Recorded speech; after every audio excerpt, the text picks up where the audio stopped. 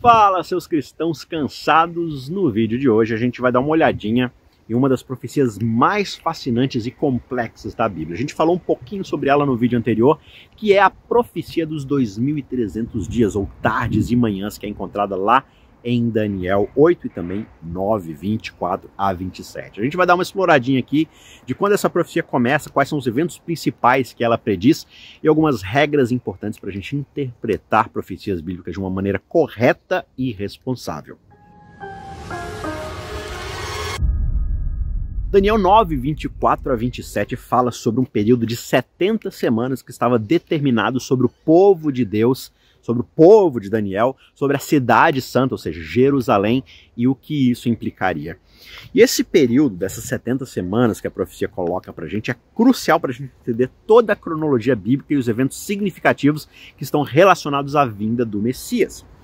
E a profecia das 2.300 tardes e manhãs e das 70 semanas, elas começam com a ordem para restaurar e reconstruir Jerusalém.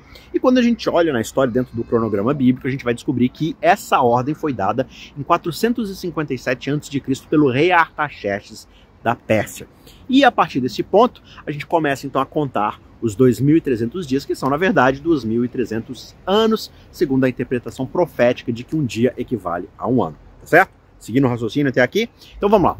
Dentro desses 2.300 anos ali, proféticos, a profecia ela descreve a vinda do Messias, a unção do Santo dos Santos e outros importantes eventos como a crucificação de Jesus, que vai ocorrer após as 69 semanas dessas 70, marcando o corte do ungido, ou seja, a aliança que vai ser feita com a morte, com o corte aqui significa literalmente, né, a crucificação de Jesus, o derramamento de sangue, era quando o cordeiro era imolado.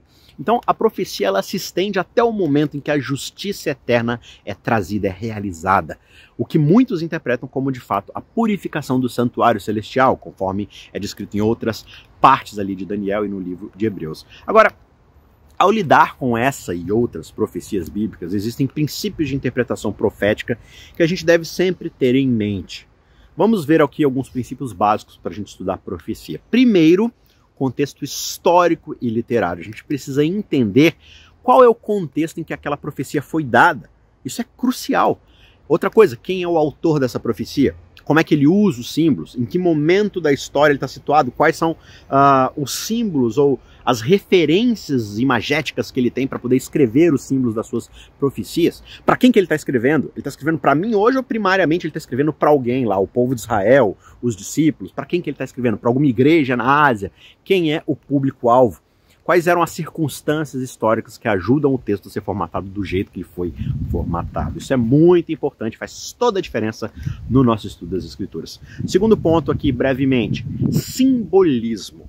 Lembre-se disso, muitas profecias elas usam linguagem simbólica, ou seja, elas são mais abrangentes, elas não são tão concretas.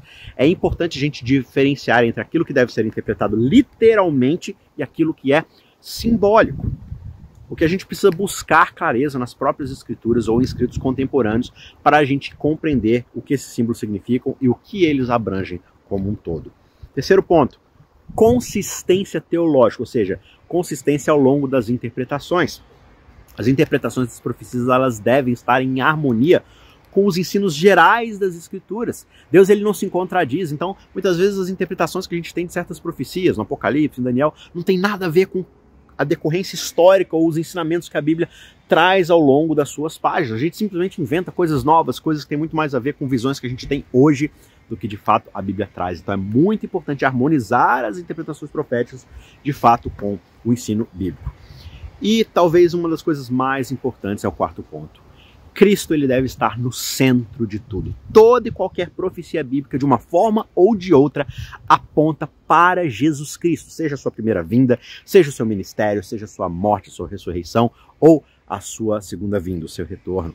Tudo é sobre ele e ele deve estar no centro de todo o entendimento profético.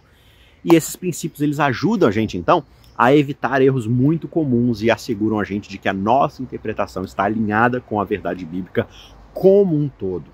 Certo? Então, voltando aqui para as 2.300 tardes e manhãs, né? Essa profecia ela é um exemplo impressionante de como é que as escrituras foram cuidadosamente desenhadas e como os eventos dentro dela estão interligados de maneira incrível. Essa profecia ela não apenas mostra para a gente a precisão de Deus no cumprimento das suas promessas, mas também fortalece a nossa fé na sua palavra e nos prepara para um futuro glorioso que a Bíblia nos assegura será concretizado. Então, Jesus ele vem para cumprir o seu ministério ali no corte do final dessas 69 semanas ali, e aí você tem o finalzinho dessas semanas ali com o retorno de Jesus, a morte de Estevão como mártir, e as 70 semanas então acabam para Israel, e agora a aliança ela é aberta para todos aqueles que, como Israel espiritual, se relacionam com Deus e buscam fé naquilo que se iniciou, nessa purificação que se iniciou a partir da morte do ministério de Jesus, né?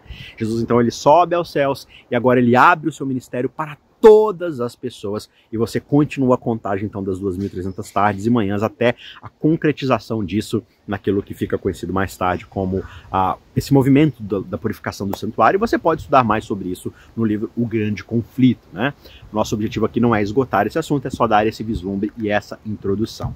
E você, o que você pensa sobre a profecia dos 2.300 dias, ou tardes e manhãs? O que você acha dos princípios que eu falei aqui? Como é que esses princípios podem ajudar você a estudar outras profecias bíblicas? Se esse vídeo te ajudou de alguma forma, compartilhe as ideias dele ou o próprio vídeo. Deixe os seus comentários aqui embaixo para a gente ampliar essa discussão. E não se esqueça, deixe o seu like, porque esse vídeo, ganhando likes, ele aparece para outras pessoas. O YouTube entende que as pessoas gostam do seu vídeo e ele vai indicar para outras pessoas também. Se você ainda não está inscrito aqui, se inscreva para mais estudos da Bíblia e assim a gente vai juntos criando essa comunidade de estudo da Palavra de Deus. Obrigado por ficar comigo até aqui. A gente se encontra no próximo vídeo.